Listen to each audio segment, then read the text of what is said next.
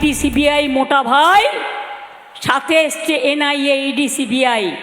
আর আজকে আমি শুনলাম 200 গাড়ি করে অযোধ্যা দিয়ে উত্তরপ্রদেশ থেকে সিআরপিএফ নিয়ে আসছে আপনাদের ওপর হামলা করার জন্য। কেউ ভয় পাবেন না। এটা 15 দিনের ছলনা, 15 দিনের খেলা, 25 দিনের খেলা। তারপরে বুঝবে ঠেলার নাম বাবাজি, ঠেলার নাম বাবাজি। তারা বুঝবে ভোট দিতে হবে সাধারণ মানুষকে। এই বাহিনীদের যদি বাদ দিয়ে দেওয়া হয়, বাহিনীর যদি যে বাহিনী এসেছে বা আসছে তাদের যদি প্রয়োজন না হয়, মুখ্যমন্ত্রী মমতা বন্দ্যোপাধ্যায় গ্যারেন্টি নেবেন যে রাজ্যে শান্তিপূর্ণভাবে ভোট তিনি করাতে পারবেন। এর আগে তো পারেননি, অথবা বাহিনী আসা সত্ত্বেও বেশ কিছু জায়গায় হিংসা হয়েছে, তাই জন্য তো আরও বেশি করে বাহিনী আনা হচ্ছে, আরও সংখ্যা বাড়ানো হচ্ছে যাতে একটাও হিংসা না হয়।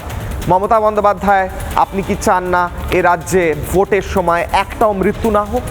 আপনার এই মুহূর্তে, আপনি মুখ্যমন্ত্রী, আপনি অভিভাবক, আপনার শাসনে এ রাজ্যে লাশ পড়ুক, আপনি সেটা চান?